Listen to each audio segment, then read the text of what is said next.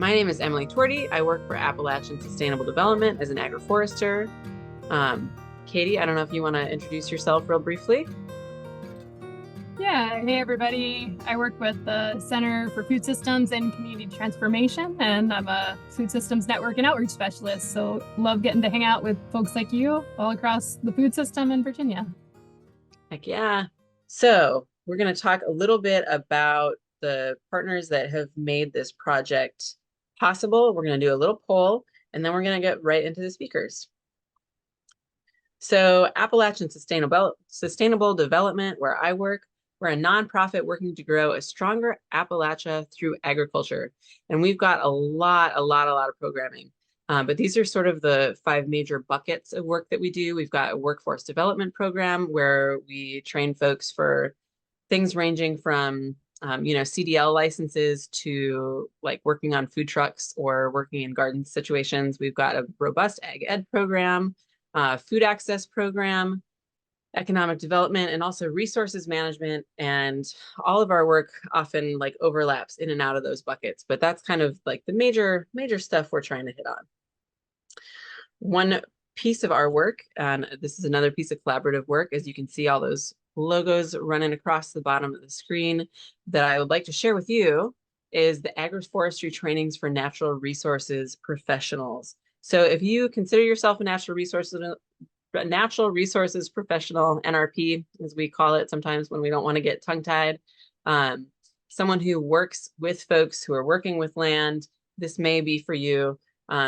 It is an online training. There are 2 free modules. One is the Intro to Agroforestry, and one is the Social Competencies module. And so you can kind of test it out, see if you like the formatting. And then there are these other 4 pieces that you can bundle together for $99. They are hours and hours and hours of learning. They're really excellent. The Understanding NRCS programming and funding piece is really valuable if you're working with landowners. And then we've got fundamentals of alley cropping, silvopasture, and forest farming. So it's just a little plug for that programming. And I just want to say that our winter series is collaborative. And I especially want to just take a minute to say thank you to Katie Trazo, who we are wrapping up our winter series. It's not very wintry outside anymore, but we're wrapping up a 5-session collaborative series. And I just wanted to say thank you to her because she's been really instrumental in helping out with that. And I'm going to miss her for the other 5 sessions this year when I don't have her as backup. But also just a shout out to Katie Commender in the orange hat here, who is my amazing, phenomenal boss lady who has helped me get this off the ground, and Stisha Warren, who has done a lot of work behind the scenes as well. And, that's a picture of us all in Costa Rica having fun together. So we're very fortunate that we like our colleagues. So I'm going to hand it over to Katie to talk for a minute about other partners on this project. Great. Thanks, Emilie. Really appreciate the shout out, and it goes both ways. Thank you so much for all your work pulling this program together and continuing it into the future, even past this collaboration. But just to speak to the ways we were able to collaborate is through a SARE grant that focuses on expanding the agroforestry regional knowledge exchange network in Virginia. We got another bunch of partnerships. That's what we do really well. We make really beautiful, intricate webs of partnerships. But these are the folks who have helped us bring that project about, and Appalachian Sustainable Development is partnering with us on this project. And we have a webinar series written in, and we were like, let's make this be Ask An Agroforester. So we were able to work on this together. And next slide, please, Emilie.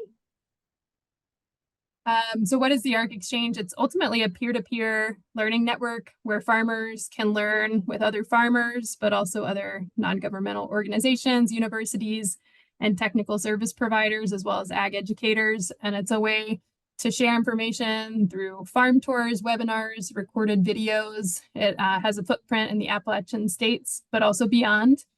And you can connect with that by joining that listserv if you're interested. There's more information coming out soon with a website and additional farm tours as well. So I'll put that info in the chat. And next slide, please, Emilie. And with that as well, we have this ecosystem of partnerships that brought the ARC Exchange together, in which the SARE project was able to support.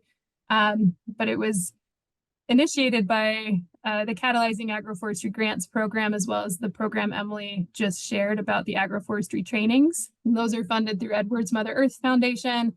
And then the ARC Exchange is also supported by the SARE project I just mentioned. So just want to give amplification and highlight and gratitude to all the different organizations that are bringing this work forward. So I'll pass it back to you, Emilie.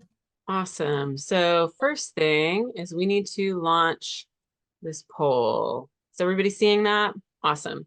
So yeah, if you could share if you are a farmer, natural resource professional, or both, that would be really useful, or other. And feel free to also share in the chat if you want to kind of let us know who you are and what you're about.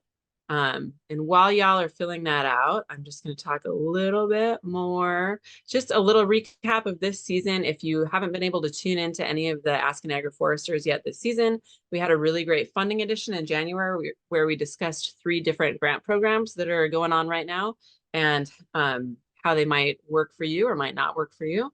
And we did a session with Duran Chavez and on urban agroforestry. And we had a session with Adam Taylor of Catawba Sustainability Center on management of diverse agroforestry systems. And then we had a panel on youth engagement in agroforestry, which was really fun. So definitely check those out. You can sign up for Ask an Agroforester alerts, like just, you're not signing up for anything else sneaky, just the Ask an Agroforester alerts at a link that Katie will drop in.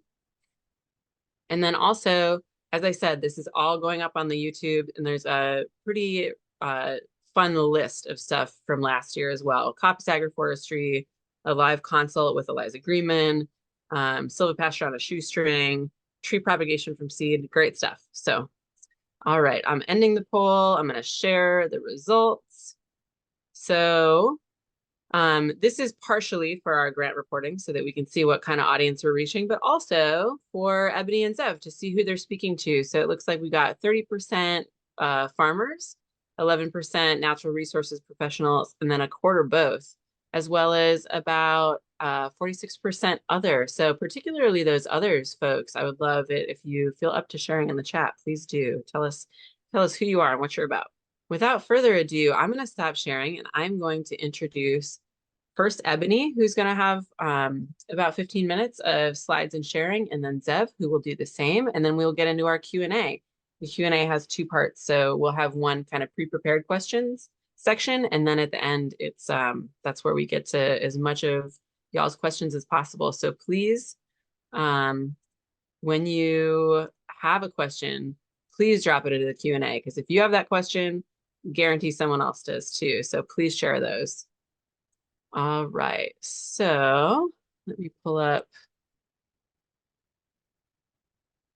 bios here. Where'd it go? All right. Ebonie Alexander is the executive director of the Black Family Land Trust, Inc. The BFLT is a niche land trust and one of the nation's only regional land trusts dedicated to the preservation and protection of African American and other historically underserved landowners' land assets.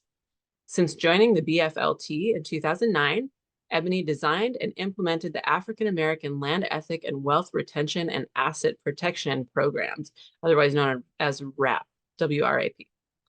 Together, these 2 programs have assisted landowners to retain family ownership and control of more than $12.5 million of their land assets and deployed more than $500,000 of USDA EQIP funding to landowners during the past 5 years alone.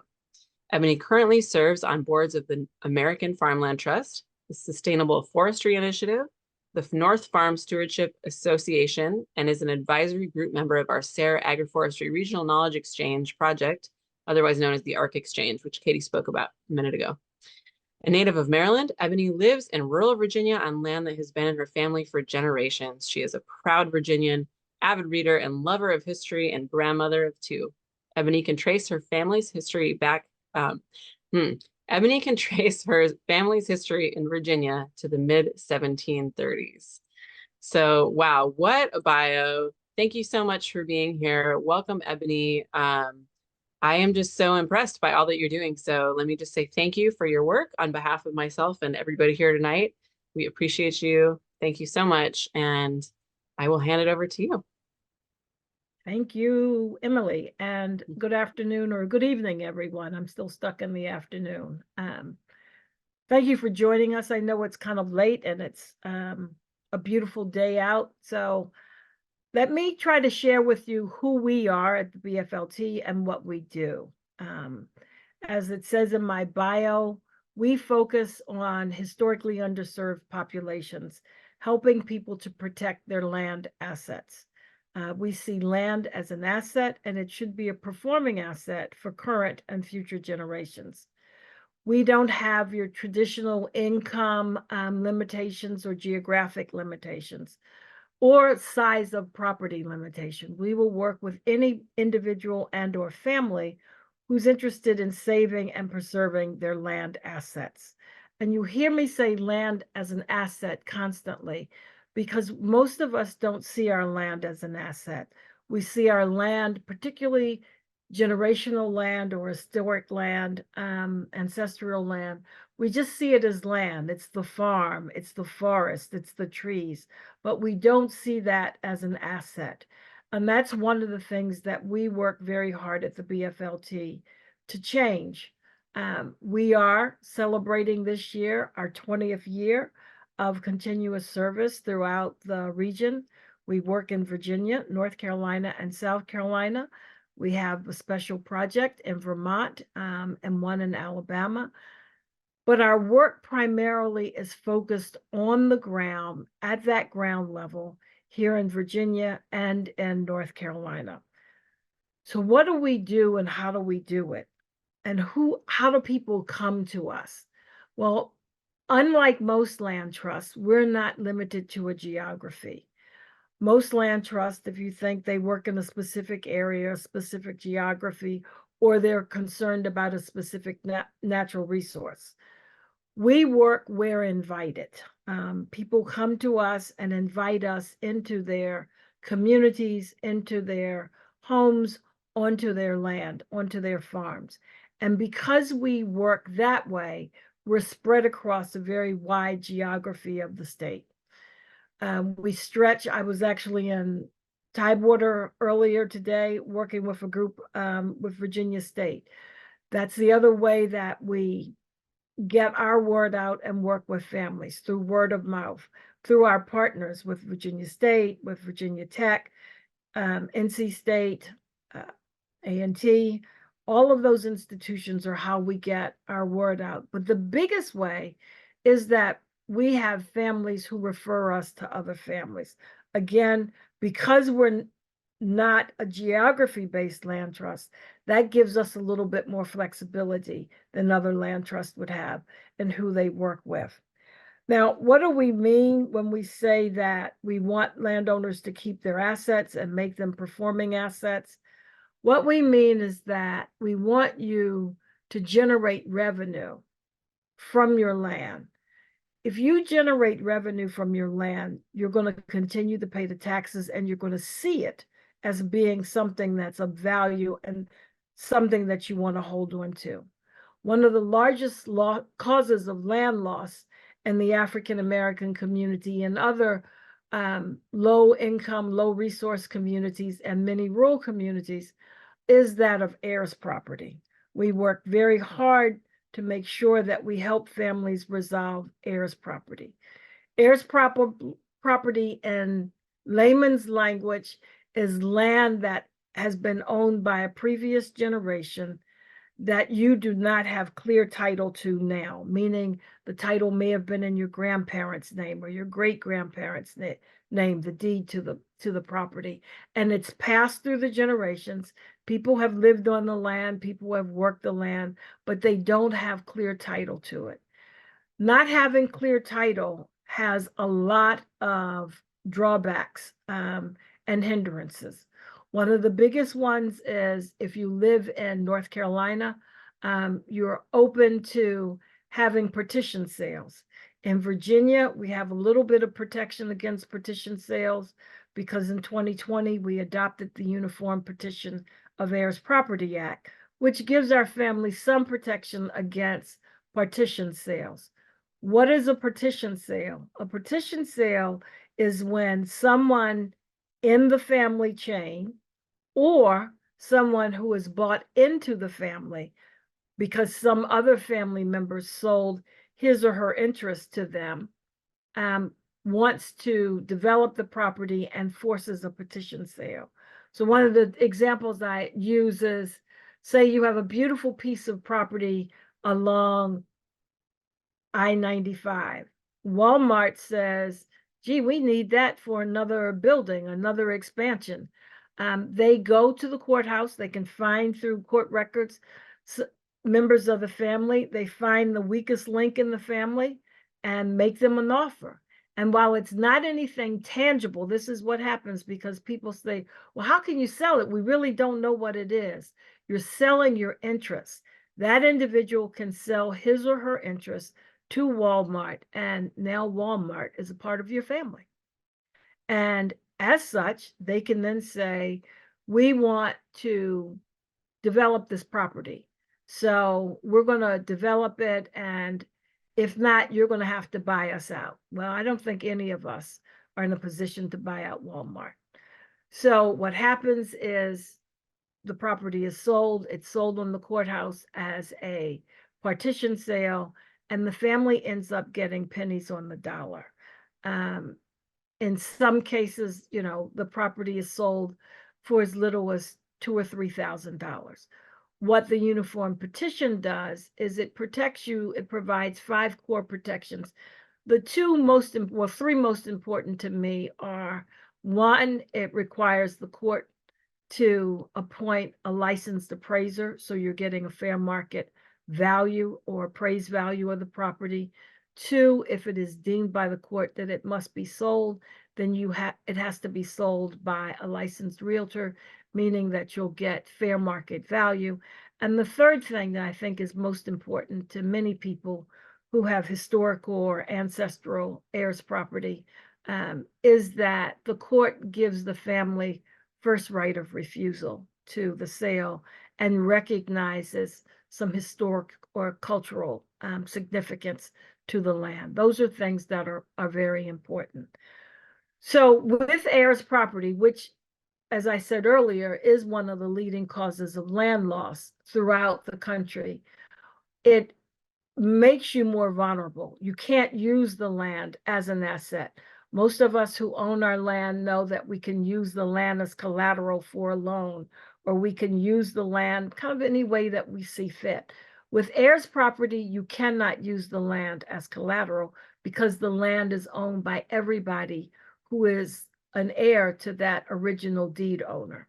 So you can have as few as 2 or 3, or as many as 200 heirs who have a right to that land. Our key work is resolving that. The other part of our key work is to make sure that people understand how you make your land a performing asset. And one of the first things that we say to people is, make your land human. And how do you make your land human? You make your land human by, you go to FSA, you get a map, you blow that map up, and then you start to talk to the elders. You talk to your parents, your grandparents, your aunts, your uncles, your cousins, and find out what happened on that land. Find your family stories of how they came to acquire the land. What are some of the interesting things that happened? This is where great-granddaddy had his sawmill. This is where they used to keep the hogs. This is where, when the flood came through, it washed away something. All of those things connect you to your land, and that's making the land human. When you make your land human, you see it differently. It becomes a part of who you are. You have a spiritual connection to it. When you do that, you're going to treat it better. I always say it's like your children. Your land can get on your nerves, but you never get rid of them. So what you do is you're very careful about what you put on your land. You don't use a lot of chemicals. You don't use a lot of pesticides. You don't cut your trees willy-nilly and then create flooding, or you don't cut your trees and not reseed. These are all things that you do to land that you've made human, because it's a part of you. It's a very vital part of you. The other thing that we say is, all land and all children are not equal. So make sure that you have a will so that you're not creating heirs property going forward. Even if you're a part of an heirs property chain, you can will that land to someone else such that it'll stop with you, because we don't want to continue to increase the amount of heirs property. We'd like to decrease it. So we want everyone to have a will or have an estate plan, because that's how you protect your land. And then for forested land, most people don't even realize that they have their own forest. We see it as, just, oh, those were just the trees in the backyard. Oh, that's just where granddaddy used to get wood from. Or we go back there in the winter and we cut wood for the fire. But we don't see the forest as the forested land. And that's really important, that we see forested land as forested land and the value that it provides to the environment, to the air that we breathe. Forested land stabilizes communities. We need trees everywhere to keep the temp. We're all in the midst of global warming. We need 5 trees. minutes, Ebonie. Thank you. We need You're trees to help keep the temperature down. We need trees to help clean the water. We need trees to stop having runoff when we have heavy rains like we had over the weekend. So looking at your land, thinking about all of it, whether you're doing crops using seasonal high tunnels, whether you're doing trees because you can grow trees. Tree farming is something of an enigma to most people because they never thought about farming trees. You think about farming tobacco or corn or wheat, but you don't think about tree farming. That's something completely different. And then we don't think about the tourism value and the land that we have. Even if you don't live on your land, you may be able to do some agroforestry and agrotourism with your land. People pay a lot of money to spend the night in the woods. They pay a lot of money to walk along a clean stream. So think about that as a way of protecting those land assets and recognizing them as such, as land assets. Wonderful. Thank you, Ebonie. So for folks who are eager with your hands up for questions, we're going to hold questions until the Q&A, which comes after this. So I'm going to go ahead and introduce Zev, and we will take your questions during the later half of the Q&A. So go ahead, hold those for now, click into the Q&A, submit your questions there, please. All right, so welcome, Zev. Zev Friedman has lived and worked since 2006 as a grassroots agroecology researcher and educator in Southern Appalachia.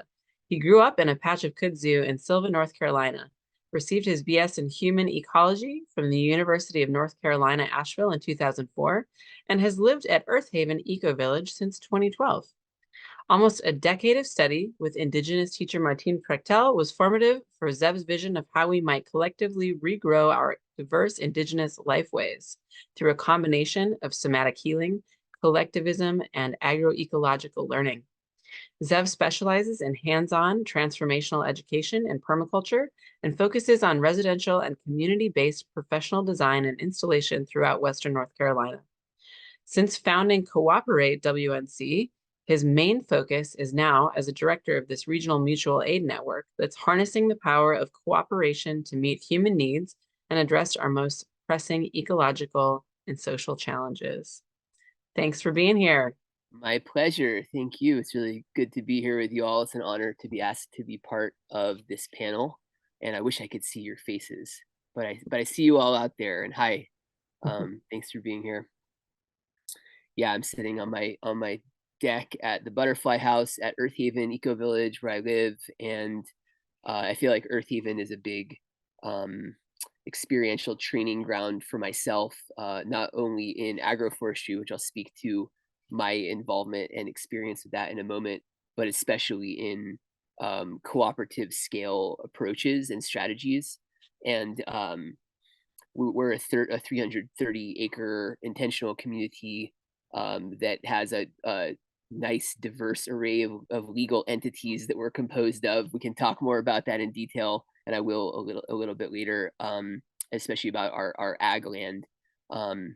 But we have some levels of collective finances and collective decision making and conflict transformation, and respond to emergencies and births and deaths together, and have a lot of different types of shared resources and kind of skin in the game together.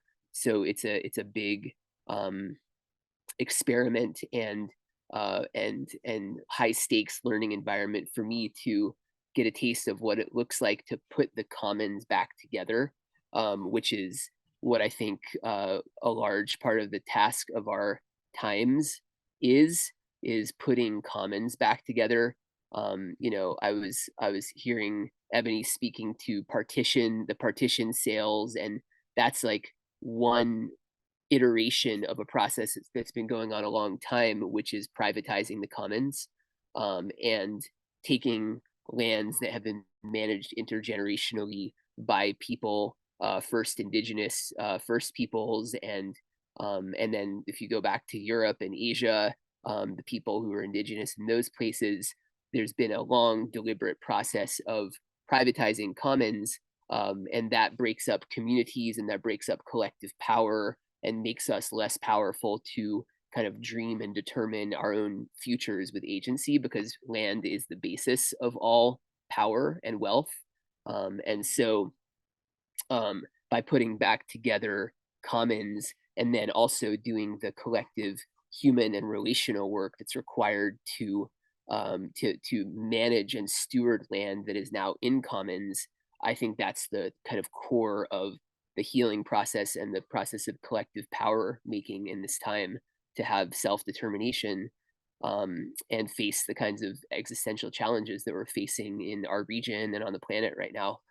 I really like that phrase, Ebonie, making the land human. I want to borrow that, please, and think about all of its ramifications. And I love the way that brings stories alive, and uses stories as a vehicle for kind of cultural transmission, and so that we don't forget the things that are most important right there at the relationship between people and the land.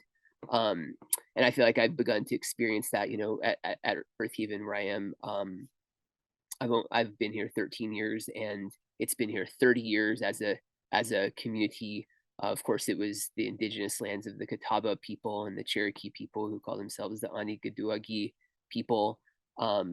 So I haven't been here that long, but even in the 30 years that Earthhaven has been here, it's accumulated so many stories. And by keeping the stories alive, they become this kind of weave that we refer back to and tell over and over again. And that ties us together into generations, even as we die and age and new babies are born and everything, it ties us together. And so I think deliberate story keeping is a big part of this process.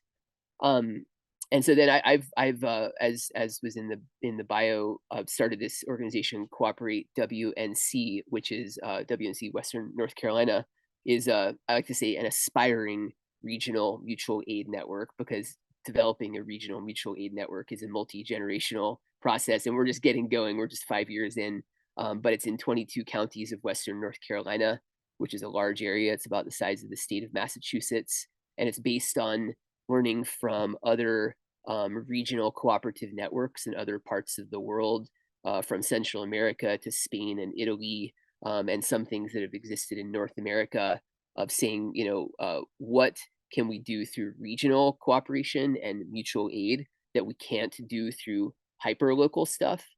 And this is a point that I want to bring in for you all to consider, is scale, thinking through what scale is appropriate for each type of cooperative or community strategy. I think it's really important to kind of get that right, because we can either do certain things at too large of a scale, which makes it too complicated for the function, or we can do it at too small of a scale to achieve the desired effect. And so understanding what's the right scale to collaborate at, like, should a community land trust be at a city scale, or at a county scale, or at a regional scale? It depends on a lot of things, and the answers are different in different contexts. but just to put that into consider for a moment. And so after I had a series of experiences and visited some indigenous farmers and who had a regional cooperative network down in Oaxaca in Mexico, I realized, oh, I think we need to start doing that scale of cooperation in the Southeast US, because there's some things that we can't do working at the smaller scale that a lot of us are working at, especially when it's like an atomized nuclear family scale, which I see a lot of farming happening at. And so this work that I'm doing now, which is my full-time job is running Cooperative WNC, is saying, how can we weave together systems of cooperation, resource sharing, knowledge sharing at a larger scale to accomplish things that are more profound and transformational than we can working at a smaller scale. One big element of that I want to bring in, and probably everyone here has experienced this in some way, but just to speak really directly to it, is the core of this work, I think, is trust restoration. We have such damaged trust in our culture and society from all types of violence, from institutionalized racism, from indigenous genocide, from the forms that capitalism takes in our current society that break us apart and pit us against each other, and all the different kinds of trauma that that lack of trust is the main impediment, in my estimation, to succeeding at collective and community scale land projects, even more than funding. And we got that corroborated by taking feedback in a listening project from people in our region. They said conflict, and the fact that when we have conflict, we don't have the trust to successfully navigate it, is actually the biggest impediment to us succeeding at our collective land projects. And so we're putting a lot of attention now into that, into what's called conflict transformation. I know Jonathan McCrae has been on this series and is a really wonderful man working in conflict transformation in Virginia, up in Harrisonburg. And conflict transformation is the idea, just briefly, that we can use conflict as a doorway or a window into what the underlying power structures and fault lines are in a community, and then invite healing and deeper trust making through that conflict, rather than having it break us apart. But only if we do some work ahead of time to kind of make it conscious and figure out how we're going to navigate conflict. So I think that's a really important part of all this to name. I want to jump horses for a moment and speak to the types of agroforestry that I'm involved in personally. There's so many different branches of agroforestry and practices, and I really value naming what my personal experience is, and that way you know what I carry kind of years of actual hands-on with. And one big thing is called milpa agriculture, and I wish that I could see your hands so I could see who knows what milpa agriculture is, but I bet that some of you have heard of it. M-I-L-P-A, milpa, is a Nahuatl, that's the native Aztec language word for a beautiful system of successional farming that includes annual crops, corn, beans, and squash, and others, perennial crops, and different types of tree crops in an integrated long-term farming system that's up to like a 75 or even 150-year cycle of land management. And it's an inherently collective scale farming process, because landscapes are managed at a large scale. I got to see this when I was in Oaxaca, where you have a whole village managing different patches of a landscape that are different stages of succession. One where a forest was just cut to grow corn, beans, and squash, and up to about 100 other annual food and medicine plants for like 10 years. And then after that, then they come in and plant perennials, perennial food and medicine fiber plants. Those grow for another 10 or 15 years. Then they come and plant trees in that same spot. And so it starts to look like a mosaic throughout the landscape, where you have different spots that are managed at different stages of ecological succession, providing different types of crops. And it's a long-term rotation between them that creates a whole kind of way of life, and a very food secure system. So we're farming 5 minutes. 5 minutes. Okay, great. Yeah. Thanks. We're farming a kind of a modified Appalachian style milpa farming here that mimics that cycle, and indeed indigenous people in the Southeast used a very similar pattern of farming. So just to say a key principle here is integrating what we think of as agroforestry, which is like tree crops, with annuals and tender perennials. That's actually the most stable ecological pattern to mimic. So there are whole books on this. Check it out. There's a really good one called Milpa Seed to Salsa, which is half in Spanish and half in English, from the people I visited down there in the Mixteca, if you want to learn more about that. I'm also doing a lot of coppice agroforestry and pollard agroforestry. My fingers right now are stained purple from mulberries, from all of the mulberry trees that I've been coppicing and pollarding. Mulberry is one of the top 5 species for sure that I work with, as well as black locust and honey locust and Amorpha fruticosa, which is this little false indigo shrub that's a nitrogen fixing shrub. I do a lot of coppicing and pollarding of trees because it's really good for fruit production and nut production, as well as for tree fodder production for animals, for living fence posts around fields and clearings, for producing basketry and fence making materials, for making charcoal, for biochar. There are many different types of functions that come out of those. So I focus on those, especially on edges of fields and other cleared areas. I'm also doing experiments with kudzu agroforestry. I know some people are probably groaning right now hearing me say that, but I told you I grew up in a patch of kudzu, literally in a 4-acre patch of kudzu in Silva, North Carolina. And check out kudzuculture.net. We actually started a nonprofit organization around regrowing a culture of use of kudzu in the Southeast US, because it's an incredibly useful plant. Every part of the plant has a tradition of food, medicine, fodder use in Asia, where it's from. So those are some of the main types of agroforestry that I'm involved in a big way in my own life. I've advised on a lot of silvopasture design, and as well as different types of forest management for different forestry objectives. And I want to speak briefly in the last couple minutes to the community scale land systems at Earth Haven and what we're trying to set up with Cooperate WNC regionally. At Earth Haven, we have a bunch of different categories of land use, but we have our ag land is made permanent through some specific types of easement that we created that are then owned and managed by an HOA, by a housing association that all members of our community are members of.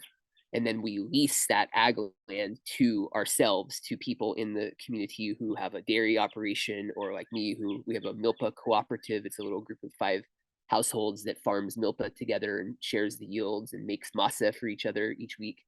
And so what that does is it makes the ag land permanent, but it gives us community control over who is using that land. It's usually on a 10-year lease. So that's a nice lease length that we've determined, which gives people a long enough period of time to have an incentive to really take care of the site. But it's not 50 years, so we could change the use of it if we needed to. And I think the thing I want to really point to for you all to think about as you're considering your own projects is the proximity of residential areas to ag areas and to forestry management areas is a really important principle in all this. I think that we should be designing land projects that always integrate housing into farmland, because of making the land human, right? We have to have people in there with a long-term incentive to be right there with the land, paying attention to it, managing it, falling in love with it, benefiting from it, feeding it. And then we can solve 2 issues with one. We can solve affordable housing too. So we've done that at Earth Haven. We have it all mingled together, and then different decision-making processes that link those together too. So I'm in a housing cooperative that's 10 acres with 28 people living in it. That's a separate co-op, but then we have an ag site right here adjacent to our parcel, which I'm leasing with someone else. So that kind of arrangement, it kind of ties it all together, and it's all interdependent. The last thing I'll say is we are working to start a Western North Carolina agrarian commons. For any of y'all who aren't familiar with agrarian commons, it's a really interesting practice model that's become prominent in the last 10 years, which uses a couple specific legal entities, especially 501c25 entities, to purchase farmland and put them in a perpetual commons that's managed by a board that's composed of community members where the farmland is. And a single agrarian commons can own 10 or 15 farm properties. There's a national organization called the Agrarian Trust, which is a nonprofit helping local and regional groups to start agrarian commons. And we are working to start one of those because in Western North Carolina, as in many places now, land prices are just skyrocketing, and we're trying to say, how can we get land off of the speculative real estate market, farmland, and get it into perpetual long-term affordable access for farmers, especially low wealth and BIPOC farmers. And so this is a prime strategy for that, especially as the next 10 years is a critical time, as a lot of old landowners are starting to pass away and saying, what am I going to do with this land? And it's a time when properties can actually be donated or sold at low cost to a commons organization if you have it set up. So we're working to do that, as well as less formal commons. Like, we have a partner, the Nutty Buddy Collective, which is a really beautiful worker cooperative in Asheville that is processing nuts and planting nut tree orchards of old, really well developed nut tree genetics they've recovered from old folks who are dying off who bred them. And they are creating a series of 99-year leases with landowners who have pasture land that they're no longer using for animals to turn that into long-term nut polyculture orchards. So that's like another strategy for getting land out of the speculative real estate market. I'm probably out of time, so I'm going to stop there, and thank you very much for your attention. Thanks so much, Zev. You know, it's listening to both of you speak, it's almost bittersweet. I'm like, man, we could do like a series of multiple sessions with each one of you because there's just so much wonderful content here.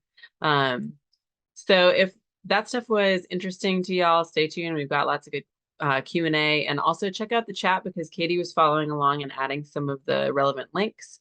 But first, we're going to do a quick fire round of questions. So we're going to have 2 questions that you can both answer. Keep it brief. Keep your answers brief. These aren't weighty questions. I'm going to ask y'all one that we've asked a lot of, you know, folks that were here talking about their particular hands-on farming practices, because I'm curious what the more like dialed out, like interpersonal, community-driven answer might be. But what is your favorite tool that you use in your work?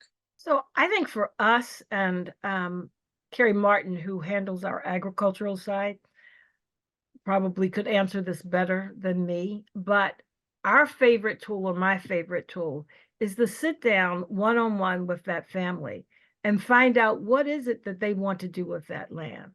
We look at multi-generations.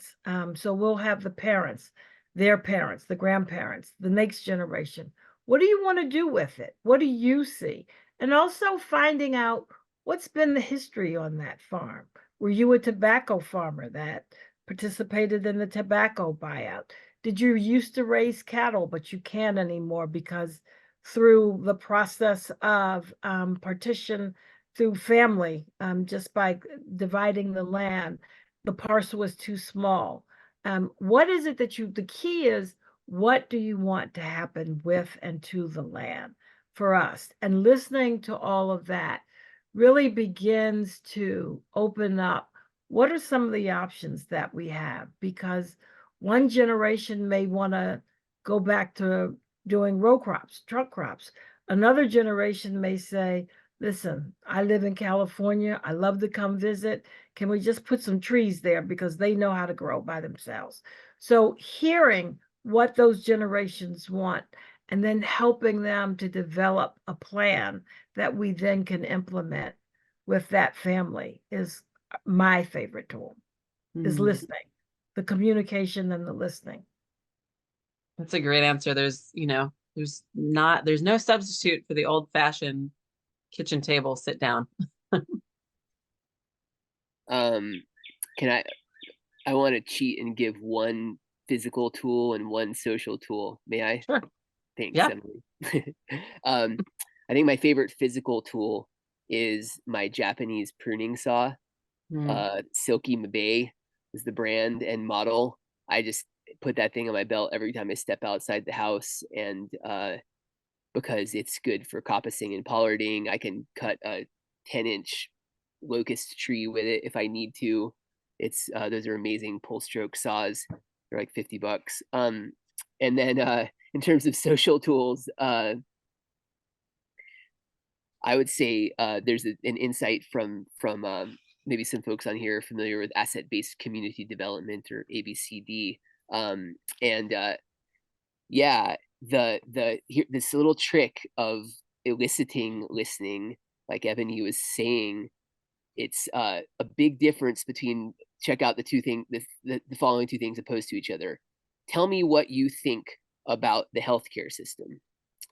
That's one way of asking that elicits abstract answers. Another way of asking is, tell me about a time that you or someone you love had a positive experience with the healthcare system.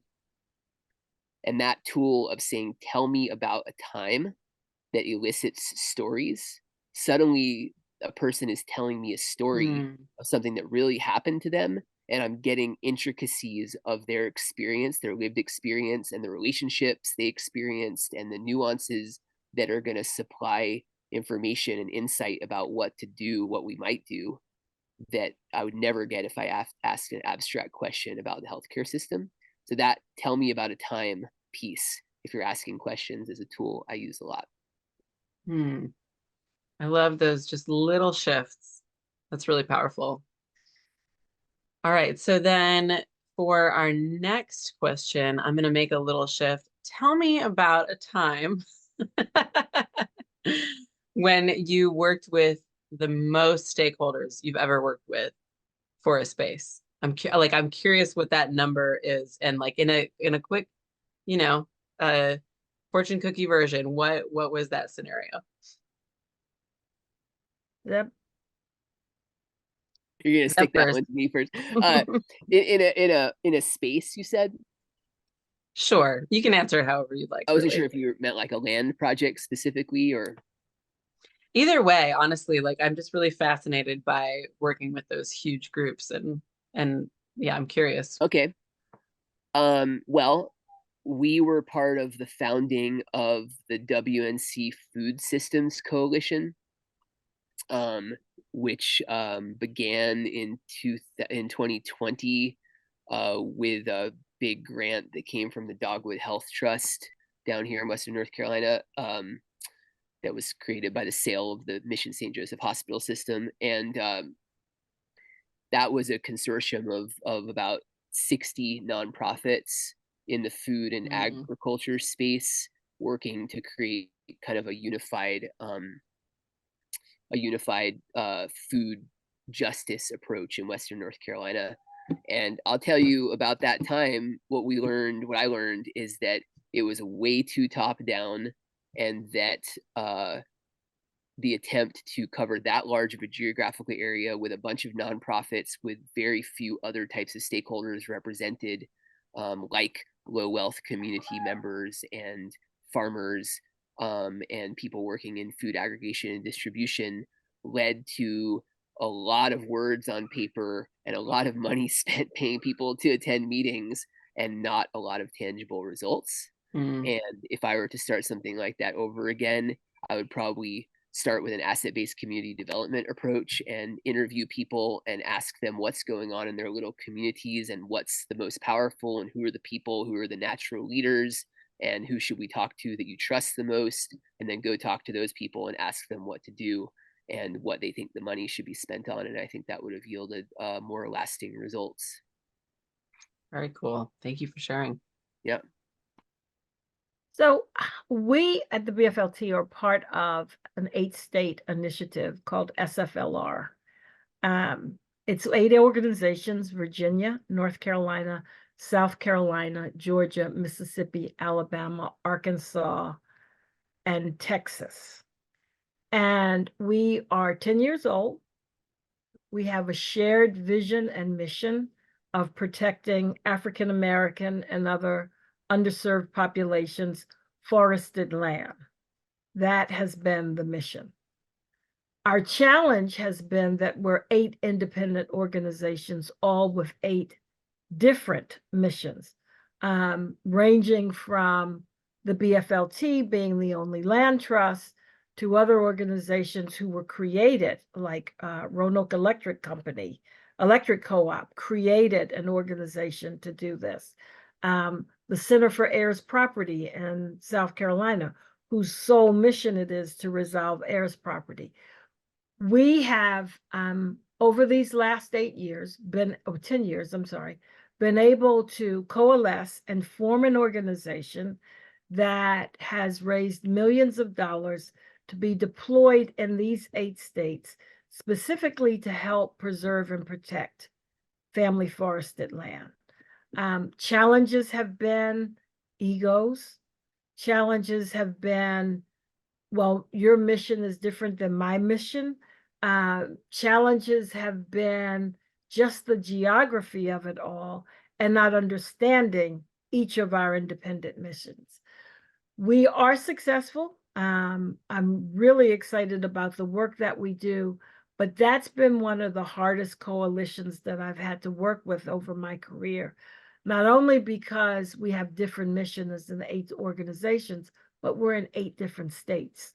So we have to deal with 8 different sets of laws that govern how we do the work that we do, and understanding that 8 different levels of capacity, organizational capacity as well.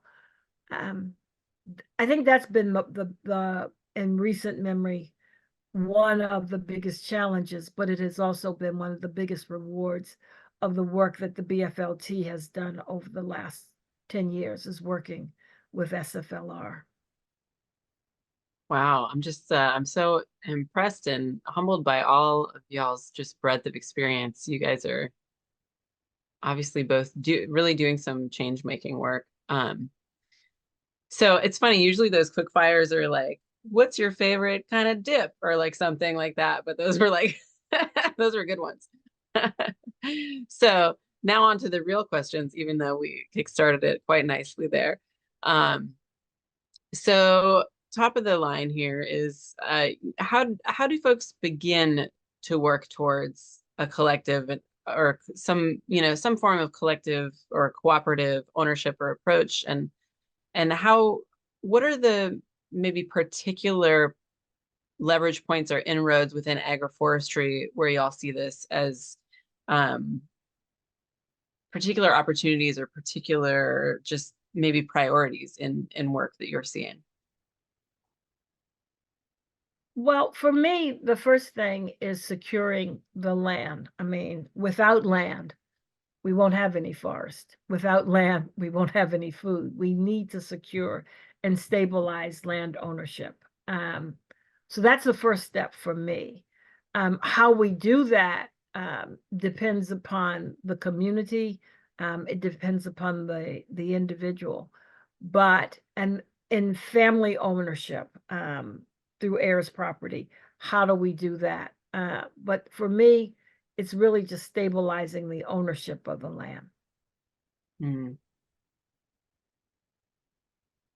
Yeah, I'd have to agree with Ebonie on stabilizing ownership of existing land, and then I would say for communities and groups that don't have existing land ownership to stabilize, that like I was speaking to earlier, trust making, I think, is the most important thing. And how trust is made is, although it's a natural process, it's not that ingrained in our current social patterns. And so the way I see it is like, it's kind of like how people escalate romantic relationships. You like take steps of increasing depth that either build trust or diminish trust at each step, and you go deeper and deeper, and trust increases and increases. And it's like that.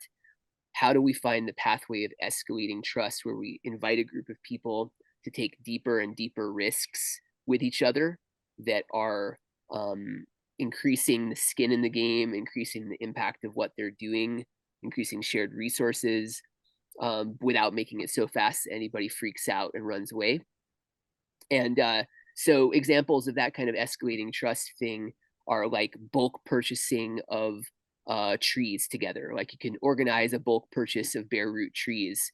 Like I do a lot of planting of white mulberries to graft other types of mulberries onto, get them from the Forest Service, nurseries, and organize a bulk purchase of 5,000 trees amongst a group of 20 farmers who want to do some agroforestry plantings. And they get together, meet each other at the tree pickup, have a meal, maybe do a little collective work project to do some tree planting for each other, right?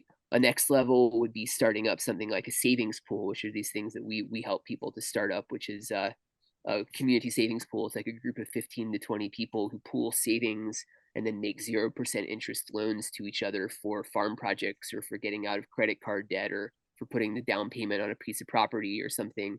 That's another layer of trust beyond that. And then owning land together with other people or managing a commons, that's a deep marriage. That's a marriage in terms of the types of land stewardship stuff that we're talking about. So what are those steps of escalating trust, and how can you find and do a little relationship mapping in your own life and community to say, who are the people who I trust? Look around and say, who are the people who I already trust the most around me? How can I nurture those relationships and invite them to deeper layers of trust? What are the next steps in those relationships? So starting where we are, working outwards from there, from the successes, and inviting deepening trust. And then that starts to emerge into more ambitious actions like owning land over time. Very nice. All right, so our session is titled Land Access for Agroforestry. So, one of the topics therein is just not losing the land, right, in the first place for folks who already are there. So what are some of the things that we can do to keep our small farms viable? I'll leave that broadly open, but I know, Ebonie, we talked about this a bit before, but I'd love to kick that to you first. So I think the first thing that we can do is begin to look at the issue of heirs property. How do we resolve existing heirs property, and how do we prevent new heirs property from being created? Because heirs property is created as simply as somebody dying without a will. If you have 100 acres in Augusta County, Virginia, and you die without a will, you've created heirs property. If you have a $100,000 condo on Broad Street in Richmond and you die without a will, you've created heirs property. So the first thing that we have to do is help people understand the value of legal tools like a will or a trust. I think the second thing that we have to do is recognize that where we have people who have heirs property situations already, it's because of a lack of three things. One, it's a lack of trust of the legal system to resolve it. It's a lack of access to capital to help resolve heirs property. In Virginia, it's estimated that a simple 2 to 3 generational heirs property resolution is going to cost somewhere between $30,000 and $50,000. Most people don't have that much money just kind of laying around. And then the third thing is education. People don't have good education about what heirs property is and how we resolve it. The other thing that we have to recognize is that 70% of all farms in this country are small acreage farms. That means that they're 180 acres or less, and they have gross income of less than $250,000. They receive less than 30% of USDA resources. There's an imbalance in that, and that imbalance has to be corrected. We are working to help create an office of small farms within USDA that would address these needs. There are lots of Forest Service, U.S. Forest Service, Department of Forestry, USDA, the Virginia and North Carolina Departments of Agriculture. There are lots of programs, but many of those small acreage farmers don't meet the minimum baseline requirements to participate. So that means that anything that they're doing with their agricultural operation, whether it's forestry or crops, is self-funded. So you know how far that's going to go. They're having to fund this themselves. So there has to be a correction of that imbalance within USDA, because they're the ones that have all the money for the most part, and Forest Service is part of USDA, to make sure that we can protect these lands. 70%, I say it again, 70% of all farms in this country are small acreage farms. That includes forestry. So we've got to look at that with through a different lens. Mm. Zev, would you like to add? Sure. So the question was how to keep small farms viable, like were you from a business perspective, viable that way? Is that what you're saying? Yeah. Yeah. Well, something that comes up for me, especially hearing what Ebonie was just laying out for us, is being honest with ourselves about managing expectations. Because I mean, a lot of, especially in Western North Carolina, a lot of small farms are a lot smaller than 80 acres too, and a lot lower than $250,000 annual gross. They're a lot smaller than that. In fact, most of the small farmers I know have day jobs. It's like they're like jazz musicians or something, right? And farming is like the jazz music of Western North Carolina, and in that people have to subsidize it by having day jobs. And so until we address some of the major structural issues in the food economy that Ebonie is pointing to, and that I'm sure a lot of people on this call are aware of, that heavily subsidize industrial scale farming and under subsidize small scale farming and just make the economic equation impossible, until we address that stuff, it's a small percentage of people who can have a small farm and actually make their family's main income off of it. And that's just the truth right now. And so, yeah, make a revenue and income stream off of it. Yeah, make really high quality food for friends and family and a small CSA or whatever. But to manage expectations and not get people in over our heads saying, yeah, we're going to, make a living as a farmer in situations where that's not viable.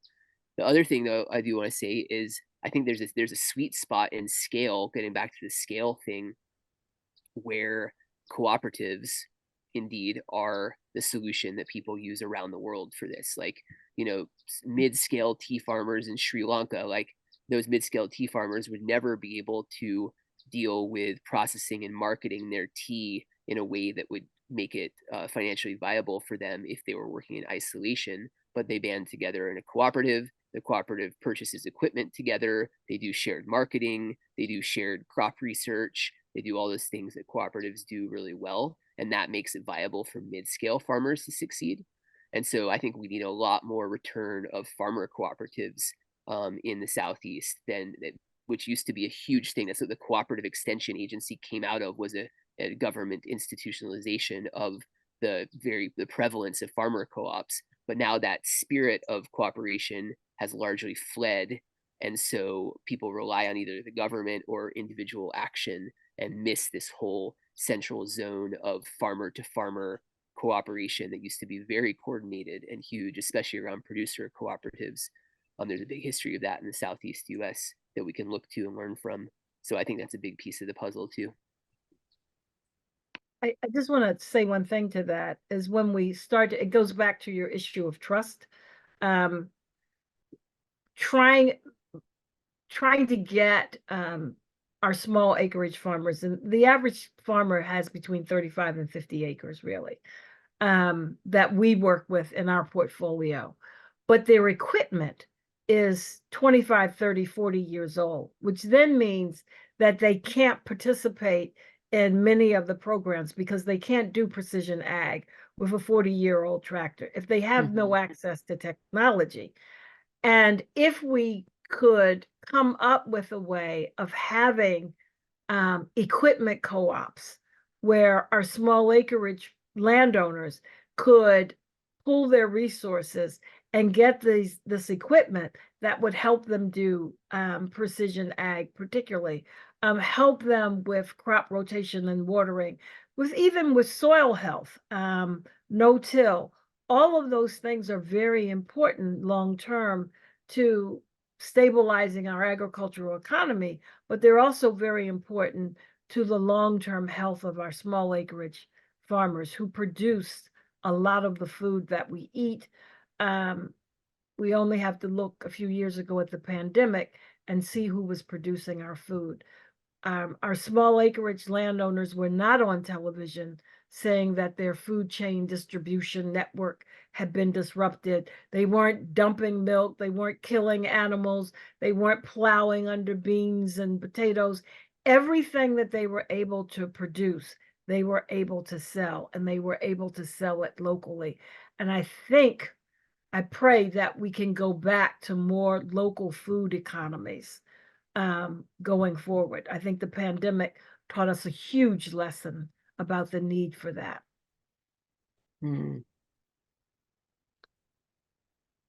So great answers. I'm gonna keep moving. We're gonna do our second quick round and then move into audience questions because we've got about 20 minutes left, and I want to make sure we give everyone lots of time. So briefly, what is the oldest piece of clothing that you own? And how old is it?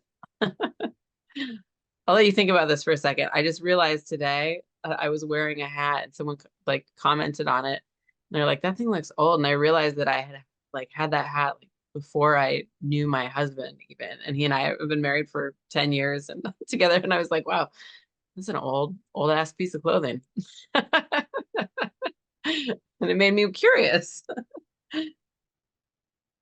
I have my father's hat that I wear often when I'm around the house and the yard, that he got in 1930 something when he first started working for Coca-Cola, and I still wear it.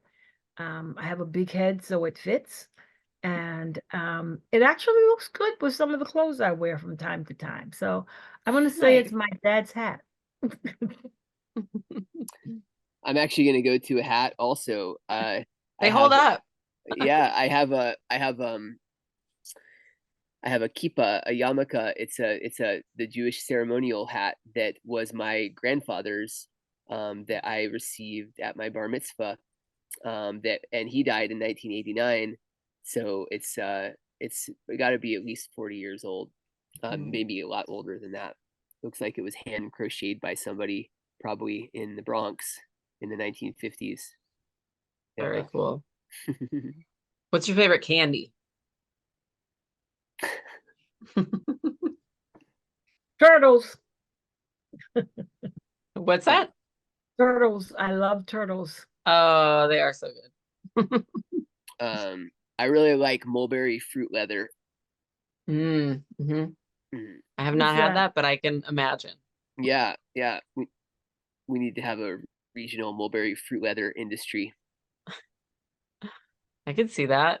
Yeah. Jammy and delicious. Yeah. Awesome. All right. We're going to move into audience Q&A. So folks, now's the time to put your questions in the box if you haven't already, and we will go through and start answering these. So from Sophia, we have, do either of you see a relationship between agroforestry as an agricultural practice and a movement towards deconstructing individual ownership-based private property?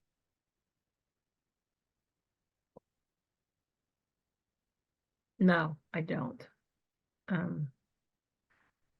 Just the reality of where we live, I don't think that we'll ever go to that. But I think there will always be private ownership of land in this country, at least as we know it today. Was the question individual ownership of land though versus private ownership of land? Like, I wonder if I can repeat too. Do you see a relationship between agroforestry as a practice and a movement towards deconstructing individual ownership based private property? Right. I mean, I could go out on a limb, not to make a pun about trees, but and think about it out loud for a second and say, I think that some of the, I'm in the mountains, so I think about mountains a lot and how they affect the different categories of land stewardship. And steep land in mountains is less expensive and more sensible for agroforestry approaches where you can't grow annual crops anyway.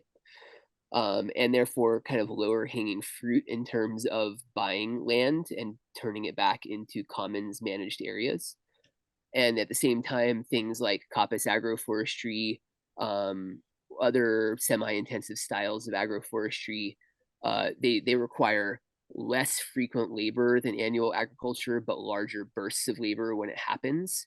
And that's a natural thing to organize collective work projects, collective work processes around.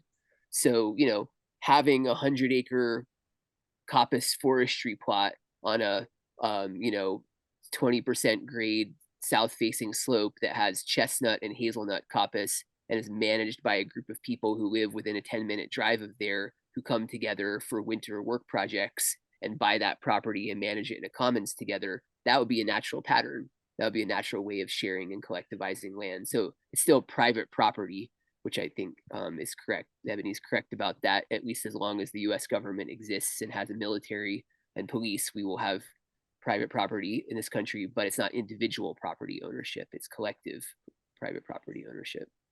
So I think thinking like that, what are the scales and types of agroforestry that lend themselves to collective management and collective work processes? Yeah, I like that pattern thinking approach. All right, from Floria Oates Williams, pulling the members together for that discussion can be challenging. So the timestamp on this was at 7:20. I'm trying to think which one of y'all.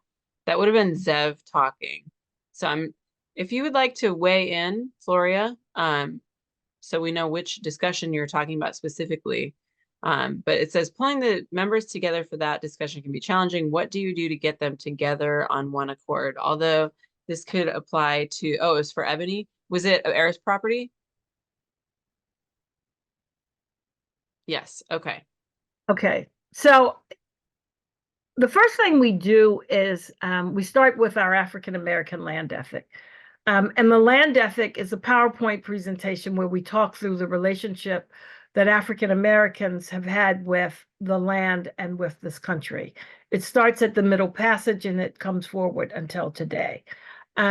When we designed that program during the R&D, what we were hearing from the next generation of landowners was that I don't want to go back to slavery and I don't want to go back to sharecropping, because that's what land ownership in the rural South meant to a lot of people who've left, their families have left and gone further north or to urban areas in the States. So the first thing we have to do is help them appreciate the long history and the value of land and what land means and what land ownership is. Once we get that kind of under our belt, the next way that we talk is just to have those intergenerational meetings where we're sitting down at the kitchen table, we're at the family reunion, we're in the backyard cookout, just saying, what do you think should happen with the land? You know, what do you want to do with it? Do you want to keep it? You know, you can only sell it once. So if you sell it, then your kids aren't going to have access to it. Again, going back to those stories, what are the stories that happened on your land?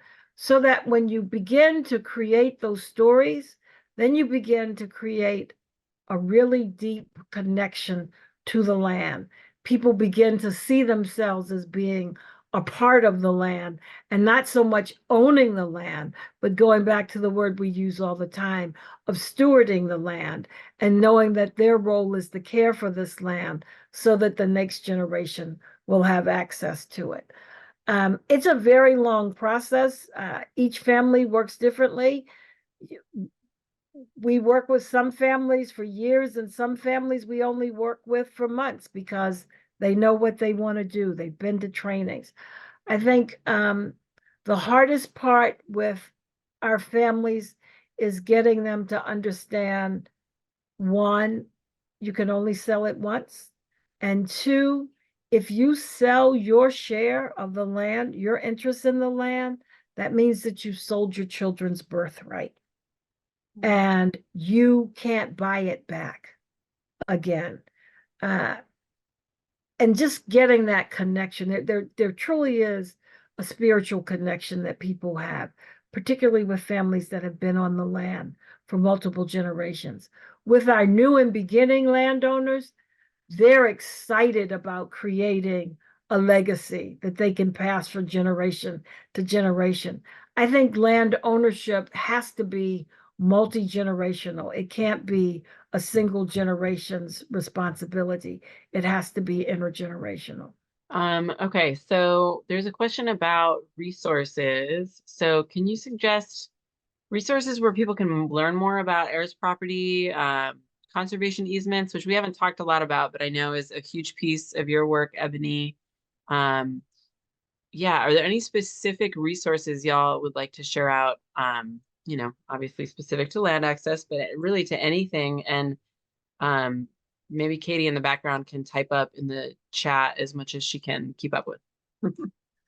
Sure. With heirs property, there is the Vermont Law School has a whole center on heirs property that they've done specific publications for heirs property resolution in each state. So it speaks about each state and how you can go about it. The Black Family Land Trust does a lot of work around heirs property. The Center for, if you're in South Carolina, the Center for Heirs Property and Charleston, South Carolina. Wake Forest in North Carolina, Wake Forest Law School has an heirs property center that they're working to help resolve heirs property. There are a number of places to go. Just kind of Google heirs property and you'll see. And if you want to find an attorney, in Virginia, the state bar has a pro bono program that they can refer you to attorneys who are working with heirs property. We have a similar program. Virginia State has a whole program, and they're trying to design some other things to create a center in Virginia for heirs property resolution. So it's a lot there. In terms of funding, going back to trust again, USDA used to be FSA, Farm Service Administration or agency. I never can remember which one it is. FSA used to be the lender of last resort. Now they're the lender of first resort. They have a whole new beginning farmer program. And if you want to look into that, go to USDA's website and you can see what the criteria is. Many states have new and beginning programs. They cannot finance all of it, but they'll help you with new and beginning programs. But I would start, if you're looking to purchase land, I would start with USDA through the new and beginning program. Thank you. Zev? Wow, that was awesome, Ebonie. Thank you. Yeah. So many resources. I think my list will be shorter. So definitely, I mentioned the Agrarian Trust already. Check out their website. They have a lot of information on agrarian commons in there. Earthhaven, we host various classes and workshops and have people here who are deeply experienced with the legal structures that we've created here for anyone who's trying to create, especially these like mixed residential, agricultural environments with different types of legal entities that are interlocked. We've done a lot of work and worked with a lot of specialized attorneys and spent a lot of money on them to set all that up here. In terms of if anyone's interested in the savings pools that I mentioned, we've got a good write-up on that on our website, the Cooperate WNC website. It's cooperatewnc.org. We've got a lot of other stuff up there too about different cooperative and mutual aid organizing stuff. If you want to learn about milpa, agroforestry, I mentioned the Milpa Seed to Salsa book. There's also one called the Maya Forest Garden, which goes through traditional agroforestry practices, including milpa in Belize and Guatemala. And then one of the better books on the intersection between like cooperatives and community scale agriculture and land stewardship is called Humanizing the Economy by John Ristakis. And it has a bunch of chapters that each focus on different cooperatives in different parts of the world. Some of them are agricultural, some of them are other types of cooperatives, but it gives a good sense of the range of cooperative enterprises and scales and approaches and cultures that have been engaged if you're looking at how do we do that in our own lives. I've also written an article on scale in mutual aid organizing that is just a PDF that I can share with people. If you email me through the Cooperate WNC website or Zev at cooperatewnc.org, I can share that with you, and also invite anyone to email me with any kinds of follow-ups from this conversation. Oh yeah, I saw Mark Crouchick had been on here, but the Coppice Agroforestry book, really, really cool book based on like 10 years of research around Coppice Agroforestry techniques around the world. One article I'll mention also is by Dave Jackie, who was Mark's collaborator for a while, called Ligurian Alnoculture, Ligurian Alnoculture, ALNOC culture, and that's about a specific style of agroforestry in Italy, in Liguria, Italy, that is worth mimicking, that includes trees and animals and annual crops in an integrated 10 to 15 year cycle. So if any of you are wanting to geek out on some agroforestry stuff and apply systems here, it's a good one. I'll stop there and add anything else in later if I remember it. There's one more question that I want to hit on. I don't feel totally clear on it, but I'll read it. Is there a list, or do you, and this is for Ebonie, have literature available step-by-step guideline? And I wonder if that is in relation to the heirs property. And that may have been, your question, Etta, may have been answered just now. So if you want to type a little more detail in the chat, and then we'll try to hit it real briefly before we go. But y'all, this time has flown by. I have so many more questions. But I'm not gonna keep everybody late. So what I will ask is that since there are so many more questions, and yeah, there's just so much to talk about. I know that y'all had wish lists of what to talk about too. So if I'm gonna give each of you just like one more minute. What is there anything that you want to like impart before we go? Is there any last minute like plug you want to make, or like I didn't get to this, but like definitely look into this. Like now's the time. Ebonie looks ready. Yeah, let me plug the Gen Next trainings that come up through Extension, specifically addressing forestry. You can go to the Extension website for Virginia Tech to see when and where trainings are in your community. And my last nugget is there is no such thing as bad land. All land is good land. This is it. Land is a finite commodity. God's not making any more, and we have the responsibility of protecting what we have. Nice. Nailed it. Nailed it, Ebonie. Yeah. I just want to point attention to some really wonderful humans at the Big Witch Indian Initiative in Cherokee, North Carolina, and the Qualla Boundary, who are doing a Cherokee native plant and language and culture continuation project. Please check them out and support them.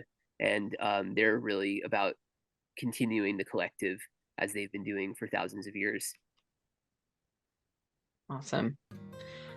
Well, we are at exactly 8 o'clock. I will ask, if you're still here, please take a moment, click into that short eval that Katie Trazo dropped into the chat.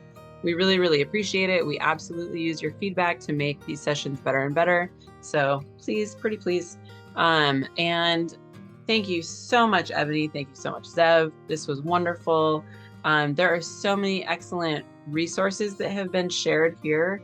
I will volunteer after for the post-op email that goes out to collate those together into one place, because I think that would be really useful to folks. So keep an eye out for those. We'll send a post-season email with the links to all the shows and some notes, and I will make sure that these all get written up somewhere so that folks have access to this stuff, because it is so important. All right, that is it for the evening. Thanks everybody. Thanks for being here. Have a lovely rest of your week. Thank you, Emily. Thank you, Ebonie. Thank you, Katie. Thanks everyone. We'll see you Be safe, later, all. Please be safe. everybody.